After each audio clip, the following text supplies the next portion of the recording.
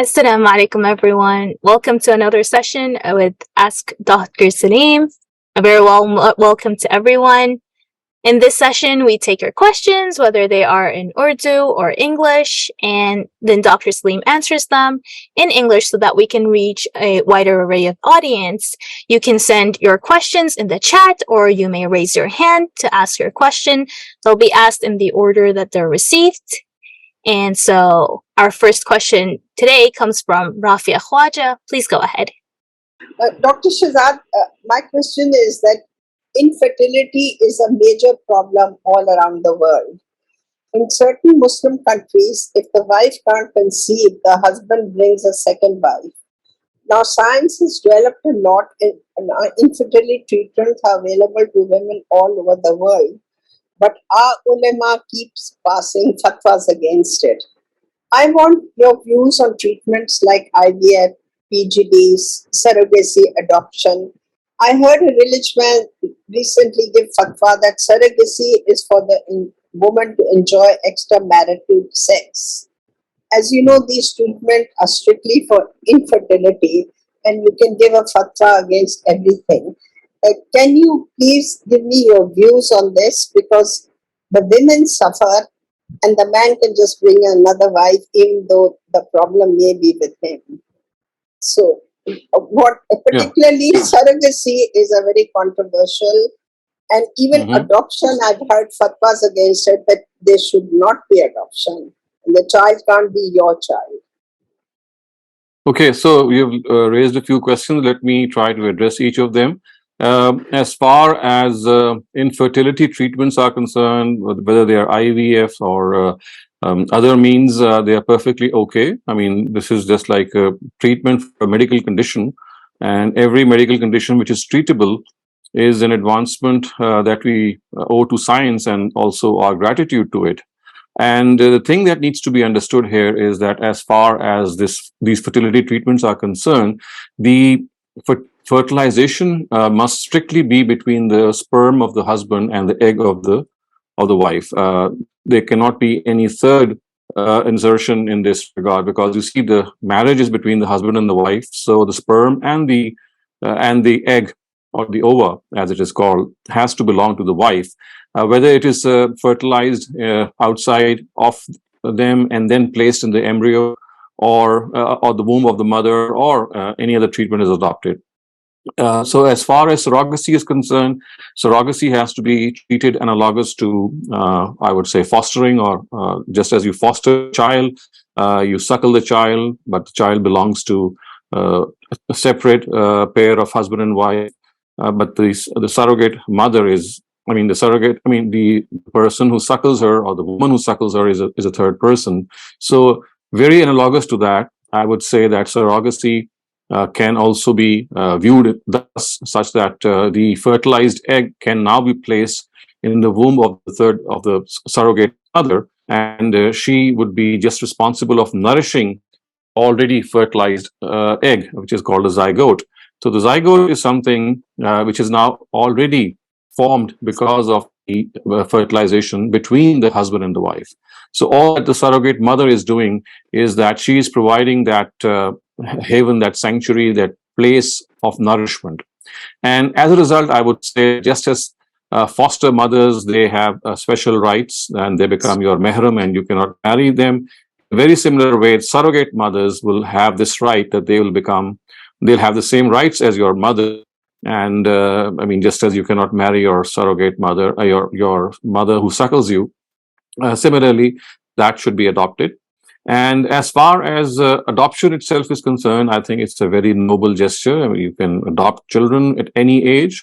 If you adopt them at a younger age, such that you are suckling a child, or you are in a position to suckle the child, that would be best, because in that case, the child would be your foster child, and it's like almost having your own child.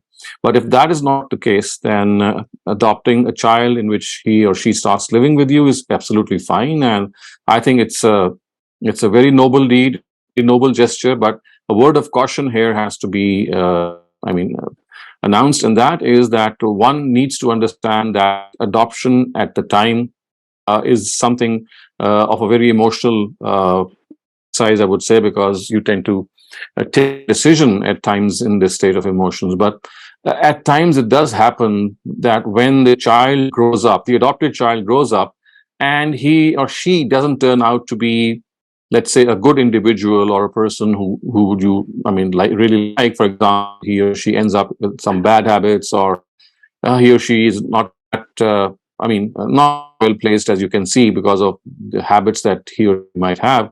Then the parents get, why did we, adopt such a child? So I think caution has to be exercised. When you adopt a child, he can or she can turn out to be any individual, and as such, you just cannot disown that individual as that individual grows. So you must keep these pros and cons in mind. But the deed itself, adoption in itself, I would say, is a very commendable deed. It's like taking care of someone who others could not take care of. Many a time this happens, but yes, also occurs within families in which it is known that if there's a couple who's childless, then some other couples within the family, they give their child to the couples who would like to adopt it. And the third thing which is important in adoption is that if the child, when you adopt it, is young at age, whenever he or she grows up, then his or her lineage should be, unfolded to her. He or she cannot be put in the dark. So their real mother or father must be communicated to them. And if it is not known, of course, then this information should also be communicated to them, that your mother and father were not known and we have adopted you. And fourthly, another thing is a cause of confusion. I'd like to clear that also, and that is, you can even give your adopted child your own surname. That is no problem. As long as the child, when he or she grows up, knows who he or she belongs to actually, or who are their real mother and father, then you can even give your child your own name. So, if all things are exercised, I would still say that it's a very, very, noble gesture you can do. And this is something which is often happens in societies which are strife-ridden, which are war-ridden, and people do so. They do so in a very magnanimous way in our Western societies, but somehow our Muslim societies, they are close to this concept of adoption, and I think there's no need to be in a situation that you have those reservations. If you know that adoption itself is a very noble deed, and it can, it's something that it's not easy to do. Yes, but then if you are able to do it, then I would say I would actually take my hats off to such people. Shehzad Sahab, the surrogacy is only used when the woman's womb cannot carry the child. So I understand. As far as adoption is concerned, I've heard actually religious leaders, some religious ulama say that the child cannot call you as parents. You can't use your surname. So the problem becomes his education, travel, passport. And they said, no, he can call you uncle, aunt. And the one thing Ghamidi Saab, I heard him emphasized, as you said correctly, that as soon as the child grows up, he must know that he's adopted. And as long as you do that, then I think, you're giving an orphan a home, a beautiful home. I think Allah wants us to do this. Right. Thank you very much. This is a longer question, Dr. Saleem, so I'll try to read it out. So this one is referring to Sahih al-Bukhari, hadith number 4712 and number 6. They say that we understand that the final review of the Quran took place during the month of the last Ramadan that the Prophet witnessed before he passed away. And the Quran was complete in its final shape at the time. And then from Sahih al-Bukhari, we also learned that the ayah, اليوم أكملت لكم دينكم, that's part of Surah Ma'idah, ayah 3, was revealed when the Prophet delivered his last sermon, standing at Al-Arafat during Hajj al-Wada'. But the month of Ramadan comes before the month of Dhul Hajj. So if the Quran was complete in its perfect shape during the month of Ramadan, then how come we see a new ayah, which is from Surah Ma'idah, being revealed after almost 3 months in the month of Dhul Hijjah?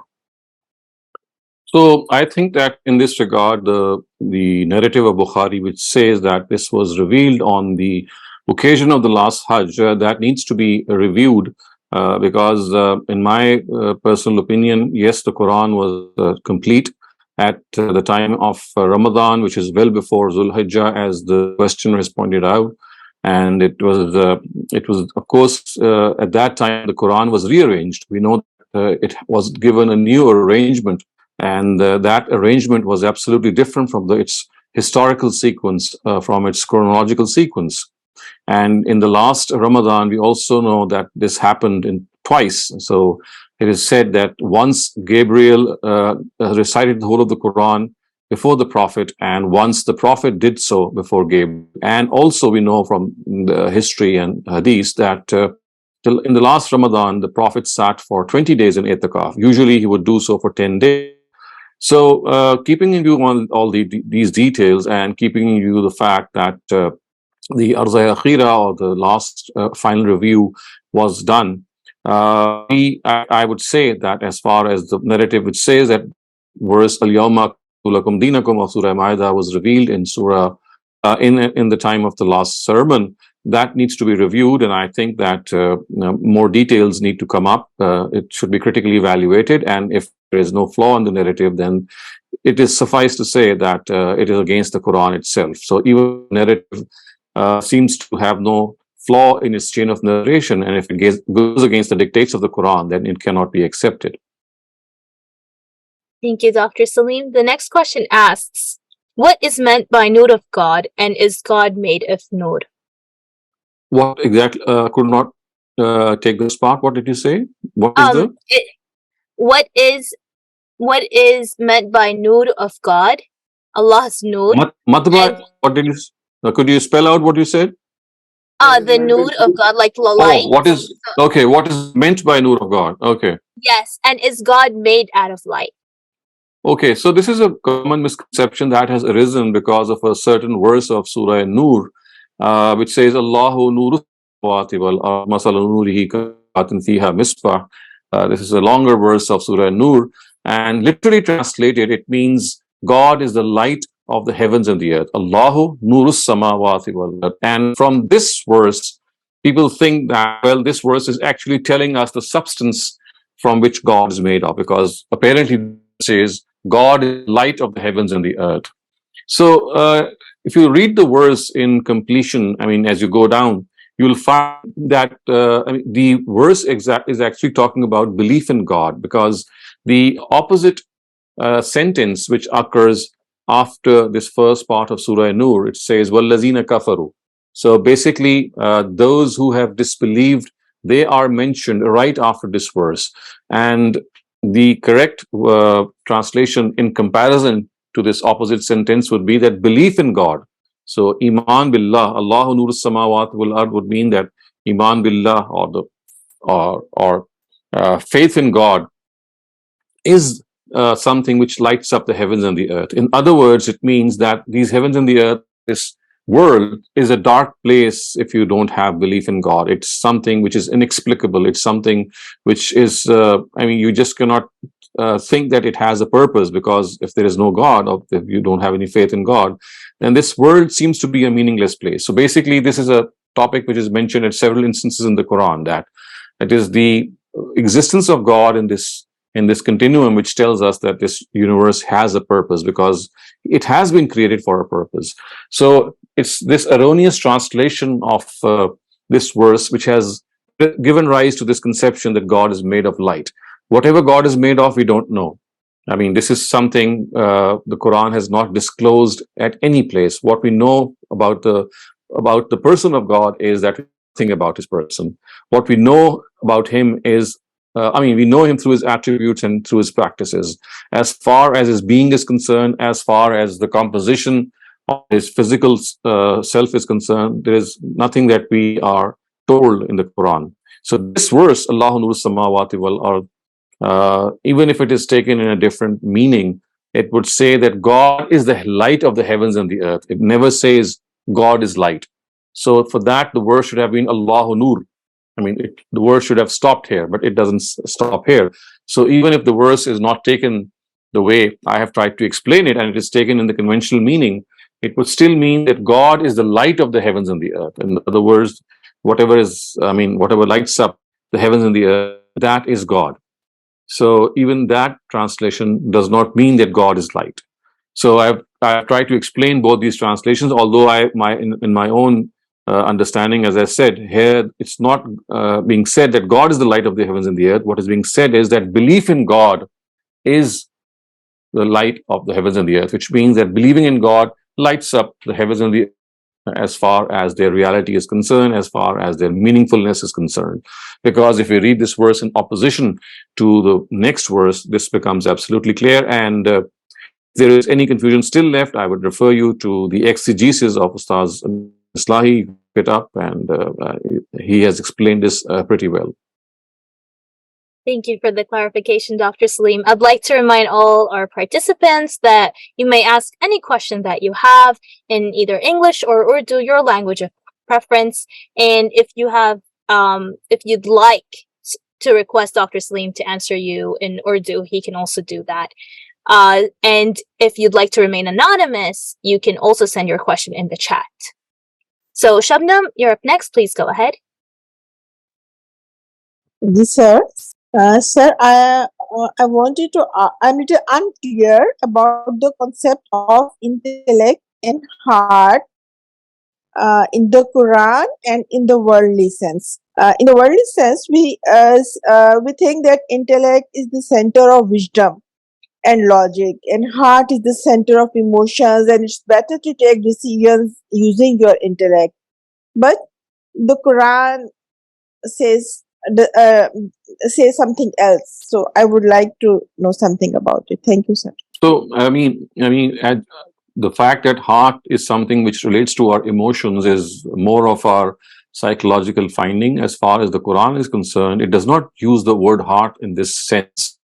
It uses the word heart that it is the center of our personality or the soul. So we have two existences, so to speak. We have a physical existence and we have a spiritual existence. So the spiritual existence is the existence of the soul. So center of that spiritual existence, the Quran calls the heart. The heart that it says that your heart will be called to question, it will be called to account. Inna sam'a wal basara wal fu'ada kullu ulaika kana anhu mas'ula, which means that your hearing and your sight and your heart will be called to account on the day of judgment.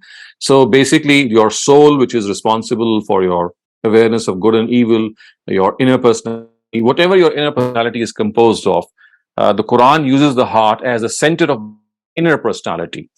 And as far as your own intellect is concerned, it uses as a faculty in which you understand things, you reason things, you argue about things. So the intellectual faculty or the faculty of intellect is more related to our mind, and it is something which the Quran addresses. It does not address our emotions, it addresses our mind. And the word taqilun or tafakkarun, these are words which say that you should reflect, or you should use your insight, you use your intellect. So these are faculties through which you understand the Quranic wisdom or the purport of the Quran. So these are two distinct things. So as far as the heart is concerned, it is the center of our inner personality. And intellect is, as far as intellect is concerned, it is a faculty that we have through which we use our intellect to understand and evaluate external data. Thank you. Habiba Zafar, please go ahead.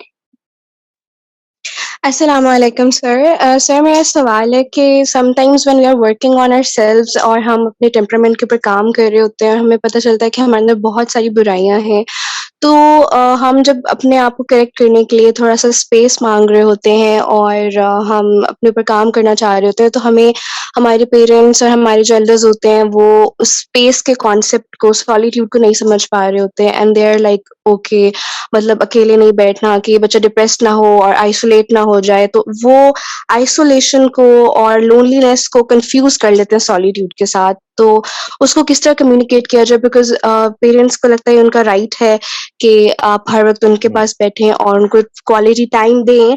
लेकिन sometimes it's important कि आप कभी-कभार अपने आप को अपने ही ऊपर contemplate कर रहे होते हैं कि अच्छा मुझसे ये हुआ, अब मैंने इसको इस तरह सॉर्ट आउट करना है। तो इसके बारे में आप क्या कहेंगे कि हम उन्हें किस तरह ये एड्रेस कर सकते हैं कि हम लोनली नहीं हो रहे, हम उनके किसी राइट को वो वायलेट नहीं कर रहे, we are just working on ourselves because इस तरह कम्युनिकेट करना उनसे ज़रा थोड़ा-सा मुश्किल हो जाता है।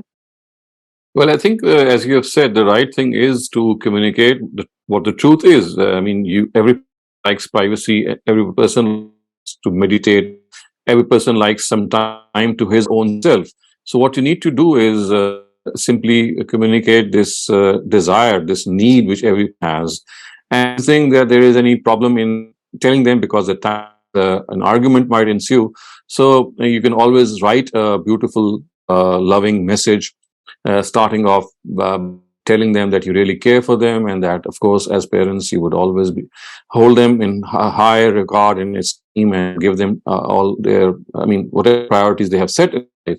But at the same time, then you can make your own point that, well, as a person, at times, I also need some privacy and my, it's like my me time, in which I would like to reflect on a lot of things. So when I do so, please don't think that I'm neglecting you or that I am ignoring you. It's just my own personality which needs that privacy. So I think it's just a matter of communicating your intention towards your parents. And if you think that you'll not be able to do it verbally, I just maybe writing a message to them, or if even that is something that you might think is difficult, then another thing is that you can involve a third party, maybe an elder brother, maybe a relative, or your aunt or your uncle. At times they can they are helpful in communicating your concern. So my advice is that basically your concern should be communicated to your parents, whether you do it directly, whether you do it through a written message, or whether you do it through a third party interference. Because that is how that is how they'll realize that they are not understanding you, and they are probably thinking that you are neglecting them, you're not giving them time, whereas I think it's not the case, as you have said. And still another thing that you can do, maybe if all these three things are possible, is that maybe you can use up that time for contemplation when your parents are not around, maybe, or like, for example, when you're going to bed at night, or when they're outside of your home. So if you can use the time in which they are not there and they're not, I mean, observing Yes. you, so that they. So these are Sir, some of the I things that you wanted can to do. I wanted to ask कि क्या ये जिस तरह होता है क्योंकि ये थोड़ा-सा वक़्त बदल गया है एंड उन्हें बताना कि it's a need and it is something I need and we all need some personal space जहाँ हम ग्रो कर सकें and a time for self love and contemplating on ourself, on our temperament. ये एक need है, एक right है एक ह्यूमन बीइंग का। अगर आप बिल्कुल रिस्पेक्टफुली और बिल्कुल उस तरह करें तो इसको नीड और राइट कहना सही होगा बिकॉज़ देन वो उसको कहते हैं कि अच्छा हमारे हकूक हैं and you know all that stuff. तो अगर मैं इसको डिक्लेयर करूँ कि ये हमारी नीड है एंड हमारा राइट है कि हमें थोड़ी-सी पर्सनल स्पेस दी जाए कि जहाँ हम अपने ऊपर काम कर सकें, तो इसको ऐसे कहना ठीक होगा? I because think it's they also perfectly, I mean, it's okay. I mean, the only thing is how they would perceive it. So, as far as the statement itself is concerned, it is absolutely true that yes, it's the right of every individual to have his or her own space. But you see, at times, parents don't understand this. As you've said, the times have changed. So, whatever term you use it in a way that they are able to understand your actual need. So, at times, when you make a case for the fact that something is your right, they might not understand if they are, I mean, slightly old fashioned in their approach. But parents who realize what rights are, then there's not a difficulty for them in understanding it. So it depends how they will perceive a particular sentence or a particular word. So choose your words very carefully. And the best thing is that, I mean, you know your parents well. So choose your words in accordance with what they would understand best. And if you think that all these alternatives are difficult, as I said, choose a time in which I mean, your own private time is one in which they are not at home, or maybe when you're in your room alone or something like that. But as I said, these are all options available to you. Yes sir, thank you so much. Jazakallah khair. Thank you. So this question asks Dr. Saleem, क्या कुरान को तजवीद के साथ पढ़ना जरूरी है या तो फिर आप आम उर्दू में पढ़ सकते हैं. And complementary to that, there's Mhm. another question that asks, is it acceptable to read Quran from digital applications or screens? And is there any difference Mm. in spiritual rewards if you're reading it, say, through traditional recitation, as in, I'm assuming a book? So, I mean, whether you read it from a mushaf, which is a book, or whether you read it in its digital form from your phone or from your tablet or from your computer, there is no difference. I mean, or even if you don't use any of these aids and there is something in your memory, you've memorized part of the Quran and you're reciting out of memory. So all these are various tools through which you are reading the Quran, and all of them are equal. But the important thing is that whether you read from your mind or from your tablet or from your book or from anything, please do try to understand the verses, and whatever they say, you must try to also read its translation in any language that you understand. So merely reading the Quran in the Arabic without understanding is not going to do you any good. It's not going to be of any benefit to you, because the Quran is a book for guidance. And unless you are able to understand the guidance, how can you act upon that guidance? So the question also goes into whether it's important to have tajweed, or could you read it in sort of the way you would pronounce it in Urdu? So you don't Okay. emphasize the same way you do Right. in Arabic. So tajweed actually means that you try to read the Quran in the dialect and in the accent of classical Arabic, or the accent in which the Quran was revealed to the Prophet. So you see the Prophet and his tribe, which are called the Quraysh, they had a very typical accent. So that is how I mean, when we learn tajweed, we learn the rules of pronouncing the Quran in the accent of the Prophet and his companions. It's not something mandatory at all. I mean, of course, it is good that you can do it because it does sound very, very melodious to the ears, and it is also very moving. So when we hear the recitation of the Quran, I mean, we all know how impactful it is. But this is not mandatory at all. If you're not, I mean, if you can do it, it's very good. If you cannot do it, then just pronounce the words the way you can. Thank you, Dr. Saleem. The next question asks, क्या नबी सल्लल्लाहु अलैहि वसल्लम ने अगलुतात से मना किया गया था? Ughlutat. Okay, yes, ughlutat. Sorry. These are hypothetical questions in which you are just supposing a situation to happen. I don't think I have ever come across a narrative of the Prophet which says that he has stopped so. But if the questioner has some narrative in mind, I would like to know about it. But other than that, it is something which itself is true.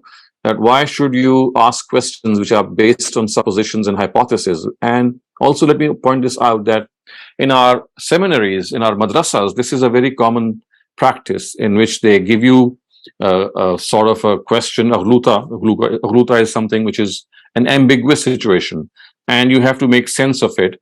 So at times, for the purpose of practice, they give you, mind-boggling questions, which are you just need to wrestle in your mind, and they are basically meant for training.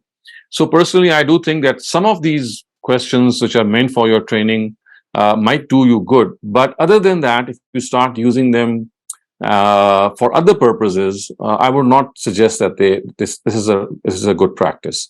Yes, when teachers, they are trying to impart certain things to their students, some of these ghlutas, they are effective in sharpening our wits and sharpening our senses. But other than that, I would say that employing them for other usages is not correct, or at least it's not beneficial. Thank you, Dr. Saleem. Akram Bhatti, please go ahead. Assalamu alaikum, sir. Walaikum assalam. So my question is about that multiple recitation. Some say 7, some say 10.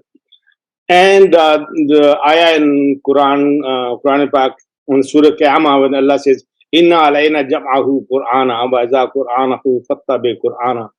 इसी बारे में शायद आपने या गांधी साहब ने फरमाया था कि this means this was the last recitation done to Jibreel Islam, to Muhammad Sallallahu and back to them, and we should recite the Quran in this in this last recitation that was done. And like you just said that we should try to do read Quran in the dialect of Muhammad Sallallahu Alaihi Wasallam. So is that No. what my So understanding is good? these are two different things. These are entirely two different things. As far as the Surah Qiyamah verse is concerned, basically, the interpretation that you're talking about was done by Ustaz Hamiduddin Farahi. So, Okay. so what he has said is that the Arza Akhira, or the last review or the last presentation, was the one in which the Quran was to be recited out in a new sequence. So, in that particular verse, the word qiraat is not used for tajweed.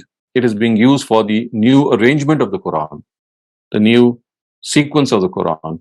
Whereas the questioner who has just asked, in your just before you, was asking about the way you pronounce a particular verse. So tajweed is how you pronounce a verse or a set of verses, whereas the Arza Akhira, or the last presentation, related to the sequence in which you would arrange the Quran. Remember, the Quran was arranged or was revealed in one sequence, and then it was rearranged. So Surah Qiyamah verses are talking about this rearrangement. They're not talking about tajweed. Also about ahadith, we had a big discussion again this morning about ahadith and some, especially the ahadith that contradict Quran. And so my contention was, no, we will not accept any hadith that's contradict Quran, especially. And then my argument was, I was trying to support my argument with this ayah in Surah Haqqa, from 40 to 46, where Allah says, "Hablu Reed wale you have." So Yeah. is that my understanding correct, or we were had a big argument this morning? This verse does not have any bearing to this discussion.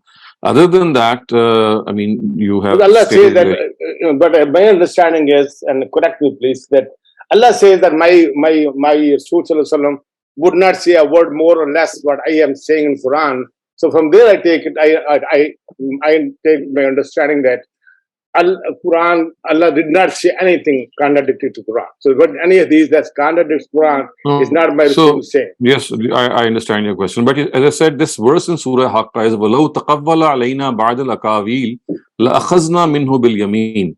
It is actually referring to the fact that had the Prophet concocted the Quran by himself, the Almighty says that he would have really grabbed him and he would have punished him. So this relates to the fact that the disbelievers were actually saying that the Prophet himself has made up the Quran. It's not from God, it's from the Prophet himself. So the Almighty actually addressing indirectly those disbelievers was telling them that, look here, if the Quran had been concocted by the Prophet, he would not have survived. He would not have lived one more instant because of this bad thing or this evil doing. Whereas the issue of hadith is entirely different. You see, hadith literature, which is, of course, something which the Prophet spoke of, they were basically his conversations. So they were something which people asked questions, or maybe at times he passed a comment. These were all conversations which were reported by individuals. And of course, that report, the way they were reported, could not have granted them any immunity because they could have made errors in reporting them. So that is an entirely different debate, that anything which is outside of the Quran, if it contradicts the Quran, it cannot be accepted. However, this verse does not relate to this whole discussion. This verse only tells us that if the Quran itself had been made up by the Prophet, then he would have really received God's punishment. So that verse has a different implication. I should think that you are saying the same thing, maybe a better word than mine, that Rasulullah did not say anything contradictory to Quran. Is that you see, correct? That's another thing. To say something which is contrary to the Quran is a separate matter. And to make up the Quran is another thing. So see, this verse is actually answering the objection of the disbelievers. You see, the disbelievers said that this Quran is not from God. The Prophet is making it up himself. He is fabricating it. He is concocting it. And in reply, the Almighty says that no, he is not concocting it. And had he been guilty of this concoction, then I would have grabbed him. لَأَخَذْنَا مِنْهُ بِالْيَمِينِ ثُمَّ لَقَطَعْنَا مِنْهُ الْوَتِينَ. So these are very strong words. Very strong. And this is what I was saying. So this is basically against that objection which said that the Prophet is making it up himself, it's not from God. So that is a separate issue. How would you defend those ahadith that people keep insisting and saying that Muhammad Sallallahu Alaihi Wasallam said that and he had the power to legislate and so how would you defend that? I mean, because we know from the Quran where it says it is the Mizan and the Furqan. It says Allahu allazi anzala al-kitaba bil haqqi wal mizan. So a Mizan is a book which says that everything will be weighed in the scales of this book, and anything against it will not be accepted. So verses which talk about the Quran being the Mizan and the Furqan, they tell us that the Quran is the final authority. And because the Quran is the final authority, anything which contradicts this authority will not be acceptable. So if you have to adduce any verses in favor of the fact that the Quran is the final authority, then these verses are the ones which tell us, and there are a couple of them in the Quran, that the Quran is the Furqan and the Quran is the Mizan. Muhammad Qasim, you're up next. Please go ahead. Assalamu alaikum sir. From many a times I've been struggling with the question اور بہت بار کوشش بھی کہ اس کو حل کر لے لیکن حل نہیں ہو پا رہا اور اس کی وجہ سے کبھی کبھی مجھے پرابلم بھی ہوتی ہے. وہ یہ ہے کہ نماز میں جو ہم لوگ مطلب جو ایک پابندی ہے کہ آپ کو سورہ فاتحہ عربی میں پڑھنا ہے, اس کے بعد ایک دو آیت یا ایک سورہ عربی میں پڑھنا ہے, تو یہ پابندی کا ریزن سمجھ میں نہیں آتا ہے. اس کے بعد پھر اسلام کی جو بنیاد ہے وہ فطرت ہے, تو یہ سمجھ میں نہیں آتا کہ فطرت بھی مطلب اس کا کوئی میننگ نہیں بنتا ہے نا, کہ کوئی چیز ہم کو سمجھ میں نہیں آ رہی ہے, بس ہم اس کو مطلب کچھ ایسا لگتا ہے جیسے کچھ منہ سے ساؤنڈس نکال لے رہے ہیں اور مطلب اٹ میکس نو سینس. اس کے بعد پھر محمد صلی اللہ علیہ وسلم سے پہلے جتنے بھی قومیں تھیں تو ان کے اوپر جو نبی آئے تھے اور ان کو جو نماز پڑھنا تھا, عبادت کرنا تھا, وہ سب اپنی اپنی زبانوں میں کرتے تھے. تو اب ہم اپنی زبانوں میں کیوں نہیں کر سکتے؟ اب ایک بات آ جاتی ہے کہ بھائی جب ہم جماعت میں نماز پڑھ رہے ہیں تو سب کی الگ الگ بھاشا ہے, تو اس میں اگر ہم لوگ الگ الگ پڑھیں گے تو بہت مشکلیں پیدا ہوگی. لیکن اگر ہم اکیلے پڑھ رہے ہیں تو پھر ہم سورہ فاتحہ اپنی زبان میں کیوں نہیں پڑھ سکتے؟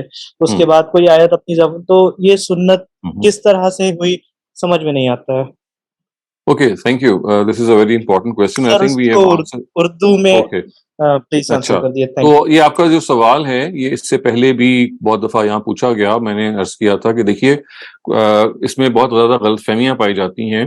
اس میں جو درست نقطہ نظر ہے وہ یہ ہے کہ نماز جو ہے وہ اللہ تعالیٰ نے ایک آپ یوں سمجھ لیں کہ دو زبانوں سے عبارت بنائی ہے. ایک تو یہ ہے کہ کچھ جگہیں اللہ تعالیٰ نے متعین کر دی ہیں کہ جن کو آپ نے عربی میں کہنا ہے, کیونکہ وہ الفاظ ایسے ہیں کہ جن کا جو ایک عربی کا امپیکٹ ہے یا آپ سمجھ لیں اس کا جو اثر ہے وہ غیر معمولی ہے.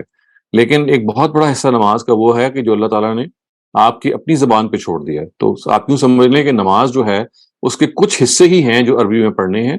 باقی اس کے علاوہ میں آپ کو بھی بتا دیتا ہوں کہ بہت سارے ایسے حصے ہیں کہ جو آپ اپنی اردو میں جو آپ کی بھاشا ہے, جو آپ کی زبان ہے, اس میں آپ پڑھ سکتے ہیں. فارسی میں ہو, ہندی میں ہو, سنسکرت میں ہو, کوئی بھی زبان آپ استعمال کر سکتے ہیں. تو 5 جگہیں ہیں نماز میں جو کہ عربی میں پڑھنی ضروری ہے. ایک اللہ اکبر کا جو لفظ ہے, دوسرا سورہ فاتحہ آپ نے کہا, تیسرا اگر قرآن کی جو چند آپ نے صورتیں آیت پڑھنی ہے سورہ فاتحہ کے بعد, چوتھا سمع اللہ لمن حمدہ, اور 5واں جب آپ نماز ختم کرتے ہیں السلام علیکم ورحمۃ اللہ. اس کے علاوہ نماز میں رکوع میں سجدے میں جب آپ اتحیات میں بیٹھتے ہیں, نماز جب آپ شروع کرتے ہیں 2 سجدوں کے درمیان, ان سب میں آپ کوئی بھی زبان استعمال کر سکتے ہیں. چاہے آپ عربی استعمال کیجئے, چاہے آپ اپنی بھاشا استعمال کیجئے, چاہے اس میں آپ دعا, مناجات, اللہ کا شکر, اللہ کی تسبیح, ان تینوں چیزوں میں سے کچھ بھی آپ اختیار کریں, اس میں زبان کی پابندی نہیں ہے. تو اس طرح سے پھر یہ ہوتا ہے کہ زبان کچھ الہی کلمات کا اور کچھ ذاتی کلمات کا مجموعہ بن جاتی ہے. کچھ چیزیں جو آپ خود اپنے دل سے کہہ سکتے ہیں اس کا موقع ہے. تو دیکھیے جو اتحیات کا ٹائم ہے یہ سارے کا سارا وہ ٹائم ہے کہ جو اصل میں دعا کا ٹائم ہے. اس میں جو آپ درود پڑھتے ہیں, اس میں جو آپ اتحیات کے الفاظ شروع جس سے کرتے ہیں اور پھر آخر میں آپ دعا پڑھتے ہیں, یہ بنیادی طور پہ سب دعائیں ہی ہیں. تو چاہے آپ یہی اڈاپٹ کر لیں اور چاہے آپ ان سے بالکل ہٹ کے اپنی بھاشا میں, اپنی زبان میں کوئی بھی الفاظ دعا کے استعمال کر سکتے ہیں. اس سے آپ اندازہ لگائیے کہ نماز کے اندر ایسا نہیں ہے کہ آپ کو یہ پابندی ہے کہ آپ کو پوری نماز ہی عربی میں پڑھنی ہے. عربی میں پڑھنے کے صرف وہ 4 یا 5 مواقع ہیں. اس میں بھی وجہ وہی ہے کہ اللہ تعالیٰ چاہتے ہیں کہ آپ کو قرآن مجید سے انس پیدا ہو. آپ کو صرف یہ تو نہیں نہ کرنا कि अपने अंदर तर्जुमे से अपने आप को अल्लाह ताला से मुतल्लिक़ करना है। खुदावंद ताला ही चाहते हैं कि आपके अंदर ये ख्वाहिश पैदा हो, ये डिज़ायर पैदा हो कि आप इतनी अरबी सीख लें, इतनी कुरानी अरबी सीख लें कि जब अरबी पढ़ी जाए तो आप समझ सकें। तो ये तो बात सही है कि जब आपने अरबी जब तक नहीं सीखी हुई तो ये एक मुश्किल है। लेकिन असल में तो हमें टारगेट ये रखना है कि ये हम इसमें पीछे क्यों रह जाएँ? दुनिया में हम बहुत सारे काम करते हैं, बहुत सारी चीज़ों में एफ़र्ट करते हैं, तो मैं ये अक्सर कहता हूँ कि एक बहुत बड़ा काम जो हम सबको करना चाहिए, कोई भी हमारी उम्र हो, वो ये है कि थोड़ी-सी मेहनत से हम इतनी अरबी सीख लें कि हम कुरान मजीद को जब वो पढ़ा जाए अरबी में, वो समझ सकें। सो आप चाहे ज़ाती तौर पे वो पढ़ रहे हों, इन्फ़रादी ज़बान में नमाज़ में, या जब आप जमात की नमाज़ में मस्जिद में जाते हैं तो इमाम पढ़ रहे हों, तो आपको वो समझ आए। तो देखिए ये है असल टारगेट। तो अगर असल टारगेट पे आपकी निगाह होगी तो आपको लगेगा कि भई ये तो बहुत इतना कम है कि मुझे सिर्फ़ सूरह फ़ातिहा और सूरत ही को अरबी में पढ़ना है। आपका दिल चाहेगा कि मैं अरबी वो सीखूँ ताकि मुझे वो समझ में आए। तो सारा ज़ोर आप इस पे लगाएँ कि एक तरफ नमाज़ इन 2 चीज़ों का मजमुआ है, आप ज़ाती तौर पे बहुत सारी नमाज़ के अंदर मैंने बता दिया वो जगह हैं जहाँ आप अपनी ज़ुबान में आप अल्लाह से बात कर सकते हैं, और वो कुछ जगह हैं जो अरबी में। लेकिन इसके साथ-साथ ये कोशिश कीजिए कि अपने अंदर भी, अपने औलाद के अंदर, अपने आस-पास के लोग, ये थोड़ी-सी मेहनत की चीज़ है। 5, 6, 8 महीने ऐसे बहुत सारी वेबसाइट्स बन चुकी हैं, बहुत सारे ऐप्स आ गए हैं जो फ़ोन के ज़रिए से आपको कुरानिक अरबिक थोड़ी-सी मेहनत से सिखा देते हैं। तो मैं इसको अक्सर बयान करता हूँ कि कुरानिक अरबिक जो है वो सीखना, उसको अपनी ज़िंदगी का जो एक हिस्सा बनाइए, एक मकसद बनाइए। ये बिल्कुल कोई मुश्किल काम नहीं है, थोड़ी-सी मेहनत से आप सीख सकते हैं। Thank you, Dr. Saleem. This next question asks, animals can be trained using a reward and punishment system, and similarly, God has made eternal reward and punishment systems for us humans. But he's also said that we also have free will, and hence we are put in this test. So what's so special about human beings that even animals can be trained using the same reward and punishment system? Do we really have a choice in this world? And once you're done with this, there's a sort of related second part to this Okay. question. So, I mean, as far as human beings are concerned, basically it's a test of their free will. Because you see, what the Almighty wants us is to make the right choices in life. So for those right choices, you have, I mean, your own conscience, your own inner nature. It espouses for you the fact that yes, what is good should be adopted. So basically, it's the voice of your inner self that you are trying to accept and follow. And as far as reward and punishment are concerned, they are the consequence of following right and wrong. So human beings, if they are punished for something, it's not, I mean, as a punishment that we generally assume it's in that form. Basically, it's a punishment for forsaking righteousness, for forsaking the cause of our own conscience. So our own conscience, our own inner self, it drives us towards good. But because of vested interest, because of base desires, because of, I mean, it could be jealousy, it could be a lot of things come into play. You are at times you're not up to doing what good is. So the Almighty wants us to follow that inner voice that all of us have. And if you don't follow that, so the punishment is basically something which is, I mean, in continuous or in consonance with the fact that what you're doing so is something that your own nature is going against. And when your nature is going against something, then, I mean, you're trying to go back on that nature which God has created you. So that is why this whole system is like in harmony with us. So reward and punishment are the consequence of following the voice that we find in our own selves. So it is not the fact that we have to overcome or we have to go against our nature to do good, and then we will reward it. So you see, the path is so smooth that our own conscience, it gives us this signal that yes, righteousness is the path that you have to tread. And if you have a deep connection with God, if you know your own priorities, to do what is good and to do what is right will be very easy for you. But if you have other interests, if you have other priorities in life, then doing good becomes very difficult. So you see, basically what God wants us is to follow our own nature, to follow our own inner voice. And it has also said that this is very easy as long as we are connected to the real purpose of life and to the fact that there is a God who is going to bring about a day of judgment, and for which we shall be rewarded. So that system is like a backup. It's like a supplement to what we have inside of us. Thank you, Dr. Saleem. So the second part is related to your answer, and it asks, for Muslims who do good due to their character, not due to love of Allah and Prophet, will they go to Jannah? I fail to understand this because you see, when you are doing good, you are doing good because you are following your own nature, and your nature is something which has been created by God Himself. So how can you go against God? I mean, that love for God or love for the Prophet, it is something which is already ingrained in you, and you, when you do good, you don't realize that you're doing so because you love God and the Prophet. So as far as righteousness is concerned, it is the reflection of God in our own inner being, in our own inner self. So if we do act on that righteousness, what we're doing is that at times we don't connect that we are doing this because of our love of God, because we are so used to it. But if we start analyzing it through our intellect, I mean, start breaking it down into smaller sentences and ask yourself that why are you doing this? You say, well, I'm doing this because it makes me feel good, and it's the call of my conscience. And what is your conscience? Well, it's that inner system, that inner mechanism which corrects me. And where has it come from? Well, it has come from God, because when He created me, He made me distinct from animals. And one of the distinctions which I have from animals is that I have this inner voice which I follow, and it has been placed in me by God Himself. And when I follow that inner voice, I follow God. So you see, it's all a question of breaking up the whole argument into smaller pieces, and you realize that when you're doing good, you're basically doing it because of that mechanism that is found in you, which has been placed in your own self by God Himself. Thank you, Dr. Saleem. Riaz, please go ahead. Assalamu alaikum, Dr. Sahab. Wa alaikum assalam. Dr. Sahab, my question is, that in the same ayah of the word, the sadr and qalb has been used. Does it mean different?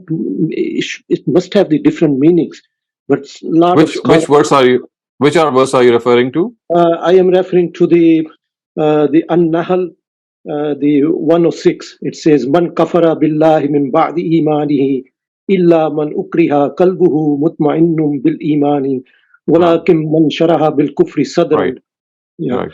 So, and there is another verse also in the Az-Zamar, which also uses the same, the sadr Right. and the qalb in the same thing. So from there, I understand it must have the different meaning. But a lot of scholars, they say, use it interchangeably, that it means, the heart or the other thing.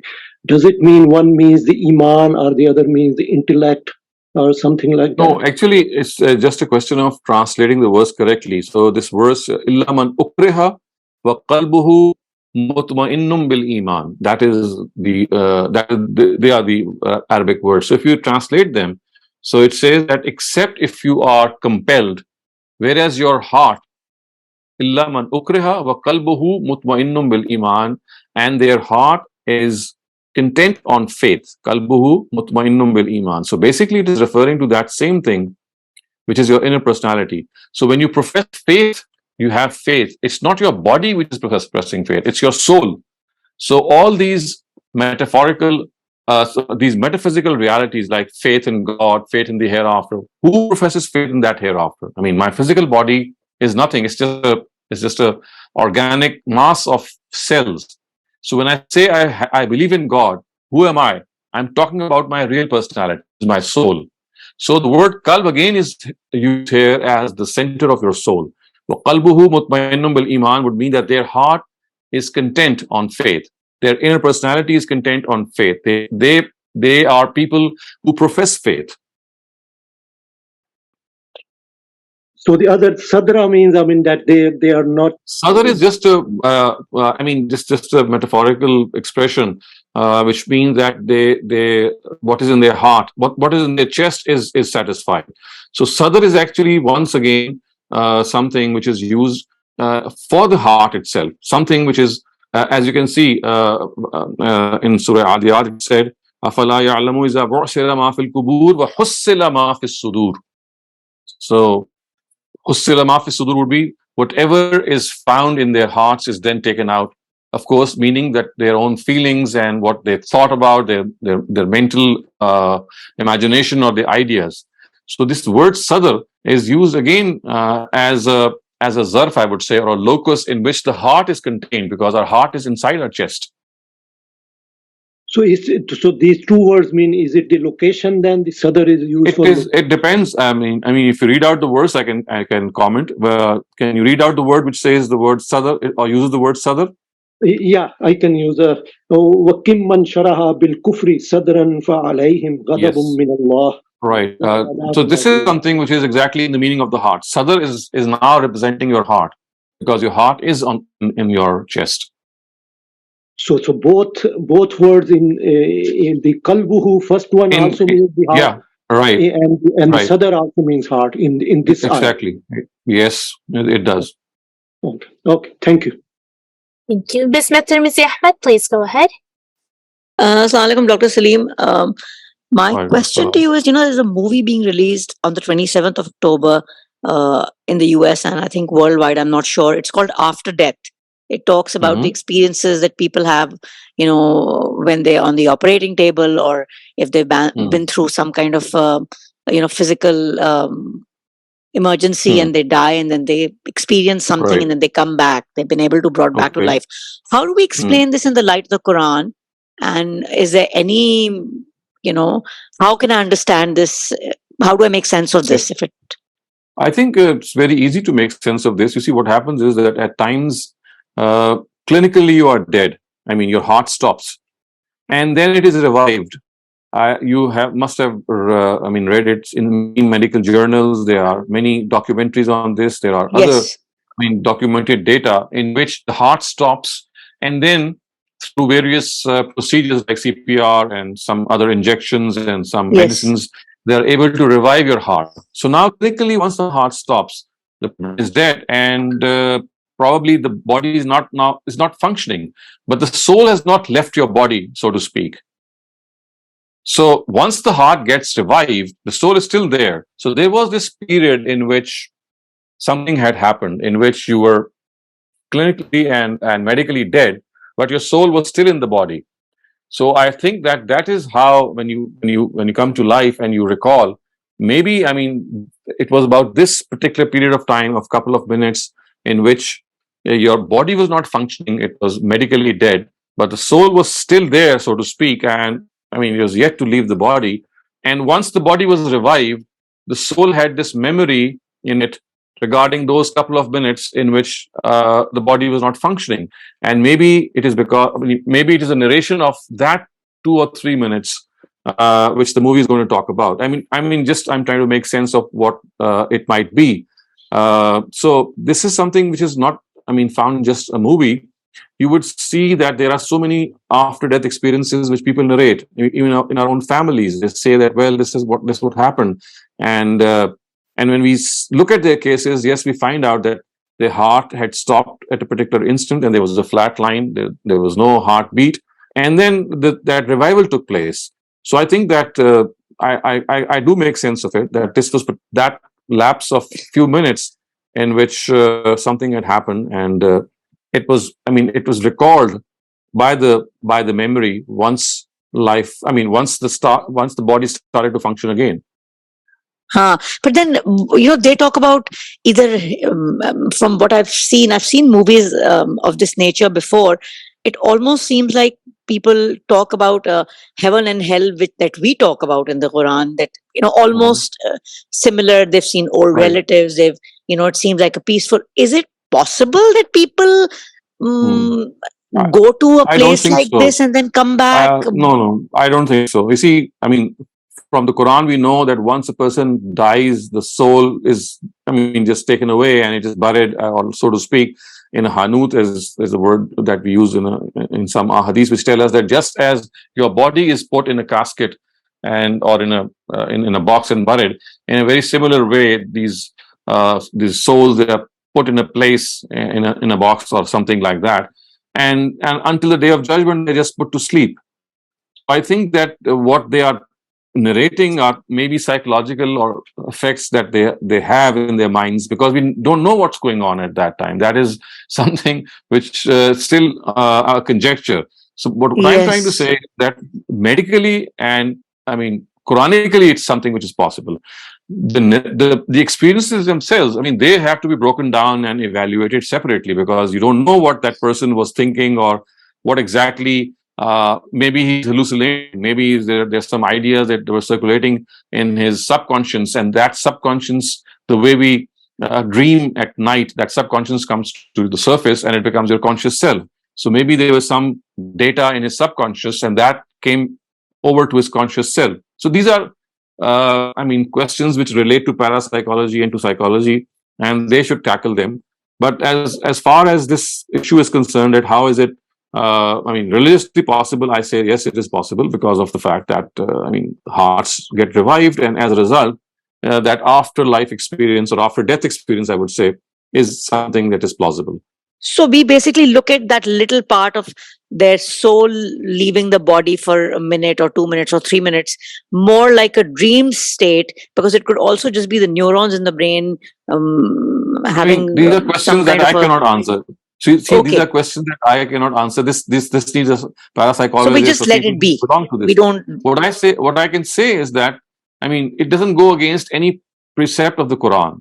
It doesn't contradict any Quranic verse, I would say. Okay. Thank you so much, Dr. Saleem. Riyaz Khan, please go ahead. Please make sure your question is very concise.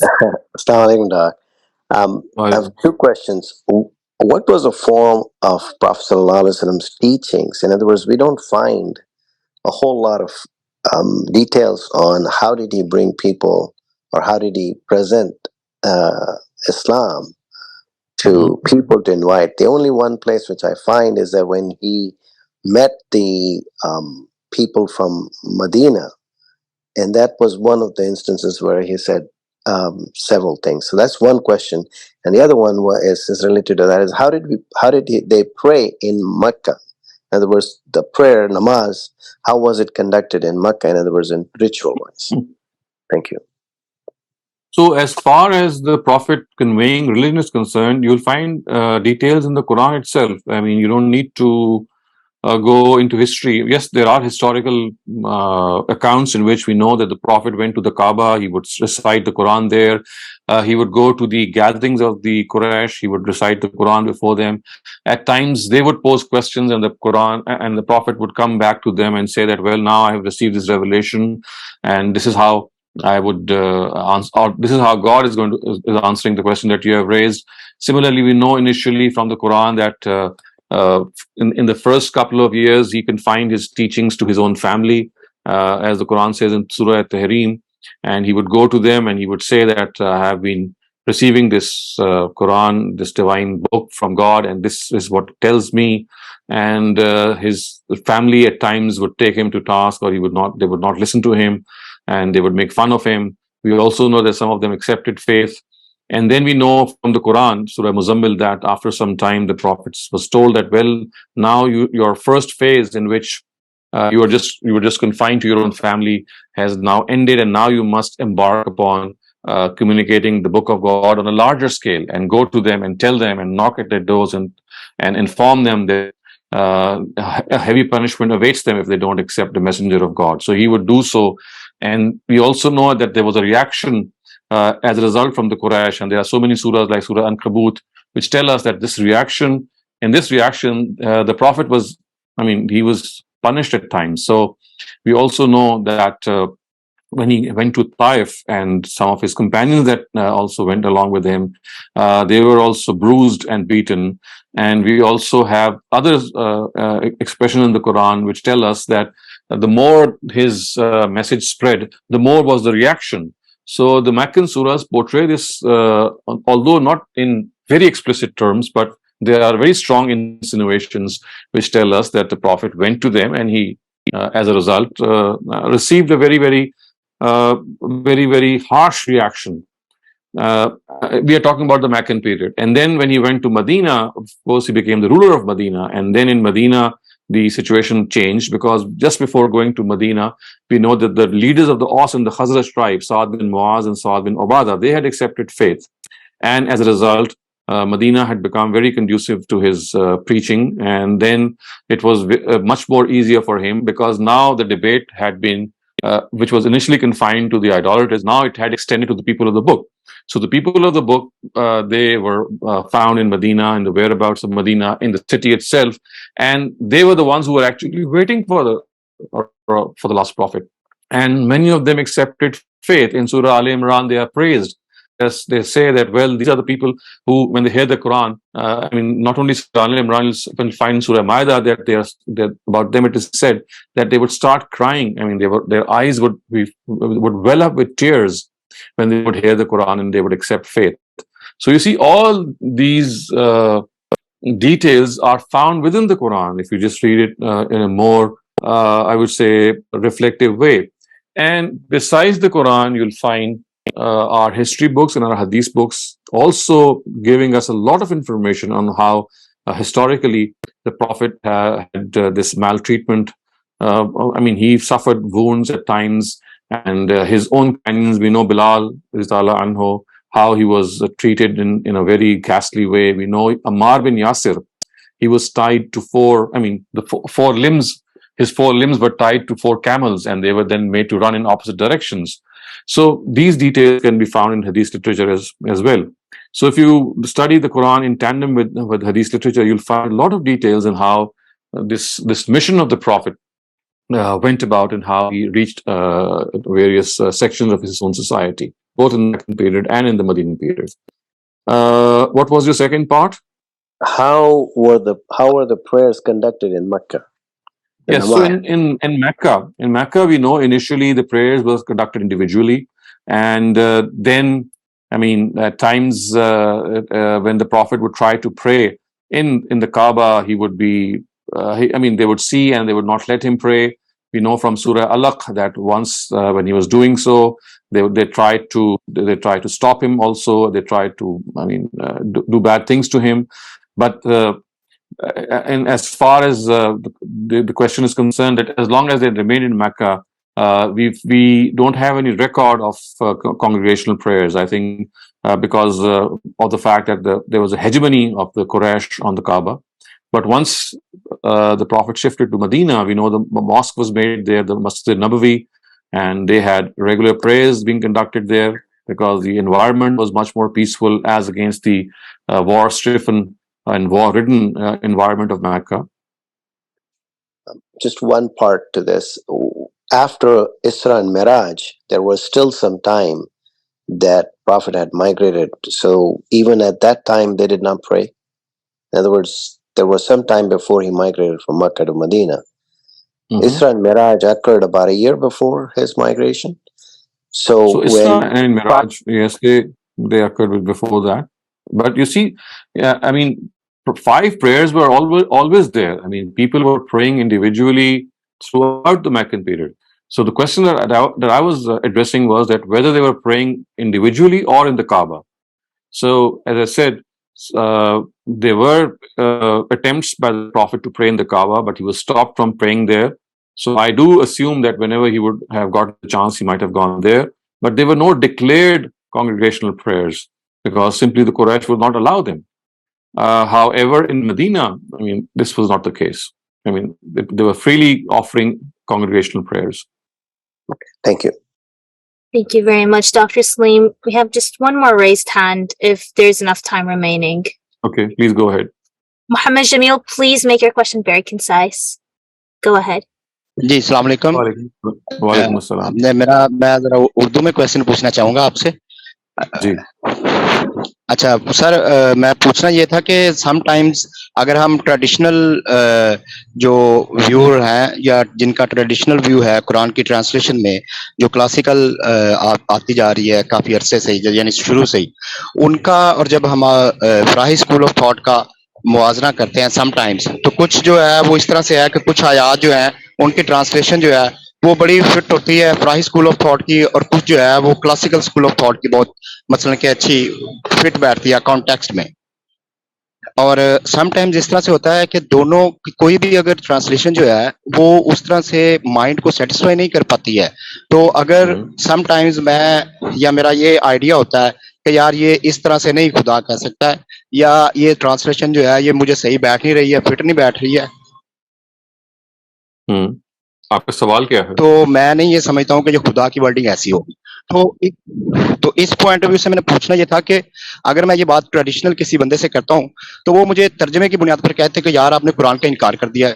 تو میں قرآن کا انکار تو نہیں کر رہا ہوتا اس طرح سے, میں تو جو ٹرانسلیشن ہے اس کا مدعا جو ہے وہ میں بیان کر رہا ہوتا ہوں. جیسے سورت طلاق کی آیت نمبر 4 ہے. اب ہم جب کلاسیکل ویو یا ٹریڈیشنل ویو پڑھتے ہیں تو وہاں پر وہ وہاں سے جو ہے چائلڈ میرج کا ویو لیتے ہیں, وہ ڈرائیو کرتے ہیں وہاں پر. لیکن میرا یہ ماننا ہے کہ وہ چائلڈ میرج کو وہ نہیں کرتی ہے پروموٹ, وہ بالکل کسی طرح سے بھی نہیں. اور جو اس کا میننگ ابھی لیتے ہیں جیسے ابھی جن کو حیض نہیں آیا جیسے, تو وہ ابھی کا مطلب تو وہ آفٹر مقاربت ہی ہوگا نا, اس سے تو بچہ تو بالکل مراد نہیں ہے. یعنی اس کا کانٹیکس پڑھ لیں, اگر عورتوں کی بات ہو رہی ہے تو عورت میں بچہ کسی طرح نہیں. جی آپ کی بات میں سمجھ گیا ہوں. دیکھیں بات وہی ہے کہ آپ ظاہر قرآن کا تو انکار نہیں کر رہے ہوتے, تو ترجمہ ہی اس پہ آپ اظہار کر رہے ہوتے ہیں کہ آپ کو سمجھ میں نہیں آیا. اس وجہ سے یہ بات تو صحیح نہیں ہے کہ آپ کو یہ پہ الزام لگایا کہ آپ قرآن کا انکار کر رہے ہیں. بس اپنی جستجو کو جاری رکھیں, کیونکہ ہمارا کام ہوتا ہے ایک بات کی تہ تک پہنچنے کے لیے کوشش کرنا. اس کوشش کرنے میں آپ کلاسیکی جو تفسیریں ہیں ان کا مطالعہ کریں, آپ فرائی فکر کی جو اپروچ کے حوالے سے جو تفسیر لکھی ان کا مقابلہ ان کا بھی مطالعہ کریں, اور آپ دیکھیں کہ کس کی پر آپ کا دل ٹھکتا ہے دلائل کی بنیاد پہ. تو دلائل ہیں جو فیصلہ کرتے ہیں. اگر کسی کی بھی دلیل آپ کمزور, کسی کی بھی مضبوط نہیں لگتی تو تلاش جاری رکھیے, جستجو جاری رکھیے. آپ کہیے کہ میں مطمئن نہیں ہوا, میں بھی اور دیکھنا چاہتا ہوں, تو علم کی تو کوئی نہایت نہیں ہے. تو جستجو کو کبھی ختم نہ کیجیے جب تک آپ مطمئن نہ ہو. اور بہت ساری چیزیں ہوتی ہیں جہاں پہ توقف کرنا پڑتا ہے, جس کہتے ہیں کہ بھی کبھی ہم سمجھ نہیں پا رہے ہیں لیکن ہم سمجھ جائیں گے. تو کوشش کا جو ایک پروسیس ہے اس کو جاری رکھیں. جی بالکل. یعنی ایک جیسے فراہی اسکول آف تھاٹ میں سورہ فیل کی جیسے انٹرپریٹیشن ہے, اس میں وہ مثلاً کہ بالکل مجھے یہ لگتا ہے کہ وہ بالکل آؤٹ آف کنٹیکسٹ ہے, کیونکہ وہ ارسل وہ ہے نا, وہ ارسل اس وقت تو ہم مثالوں میں تو نہیں, میں گزارش کر رہا ہوں نا کہ مثالوں میں جانے کے بجائے اصول میں بات کو رکھیے کہ اگر آپ کو کوئی تعویل درست نہیں لگتی تو آپ اس کو مطمئن ہیں تو آپ کو اس کا مکلف نہیں. میں سر آپ کے اصول کی بات کر رہا ہوں. آپ نے اس کی انٹرپریٹیشن میں یہ کہا تھا کہ یہ جو کلاسیکل ویو ہے یا ٹریڈیشنل ویو ہے اس میں مولانا مودودی صاحب بھی ہیں, ان کا بھی یہ ترجمہ نکلتا ہے, ادھر سے دونوں میننگز نکلتے ہیں. تو پھر اس کا مطلب ہے وہ دونوں میننگز جب اس میں سے نکلتے ہیں تو وہ کوئی بھی اڈاپٹ کر لیں, اس سے مثلاً کہ نہیں فرق پڑتا ہے ہمیں کوئی بھی. نہیں, میں نے تو ایسا نہیں کہا. اگر آپ دوبارہ سنیں, میں تو اس میں نے بہت تفصیل سے بتایا کہ اس میں فرائی صاحب نے جس طرح سے پریزنٹ کیا ہے وہی اصل تعویل ہے. مودودی صاحب کو تو میں نے صرف یہ بتایا تھا کہ انہوں نے اعتراض کیا ہے اور اس کا جواب بھی دیا گیا ہے. یہ تو نہیں کہا تھا کہ ان کی تعویل نکلتی ہے. اگر آپ دوبارہ سنیں اور اس وقت ظاہر ہے کہ موقع نہیں ہے, ورنہ میں آپ کو تفصیل اس کی بتاتا. اصل بات دیکھیے, اپنی اصل بات پہ واپس آ جائیے, اور وہ یہ ہے کہ کسی تعویل پر آپ کا اگر دل نہیں ٹھکتا تو آپ اس کے مکلف نہیں ہیں. آپ اپنی تلاش جاری رکھیے, اپنی تحقیق جاری رکھیے, اور بس اصل چیز یہ ہے, باقی چیزیں ضمنی ہیں. یعنی میرے پہ کفر نہیں واجب آ جاتا اس طرح سے؟ نہیں بالکل نہیں, ایسا بالکل نہیں ہوتا, بالکل بھی نہیں. یہ مولوی تو ڈراندے رہتے ہیں سانو, یہ نہیں جی آپ نے انکار کر دیا, آپ اپنی جستجو نہیں آپ جستجو جاری رکھیے, اور جو حق کی تلاش ہے ہم سب اس کے مکلف اور مسافر ہیں. سو ہم نے سچائی کی تلاش میں نکل کھڑے ہوئے ہیں, اور جب تک ہم زندگی ہے, سانس آ رہی ہے, ہم یہی کرتے رہیں گے. Thank you very much, Dr. Saleem, for answering all those questions and staying extra time with us. And thank you to everyone for joining us for this session. We're out of time, so for all the remaining raised hands and chat questions, please keep them for the next Islam Study Circle or Ask Dr. Saleem session. And inshallah, see you tomorrow in another session of textual study of the Quran. Assalamu alaikum.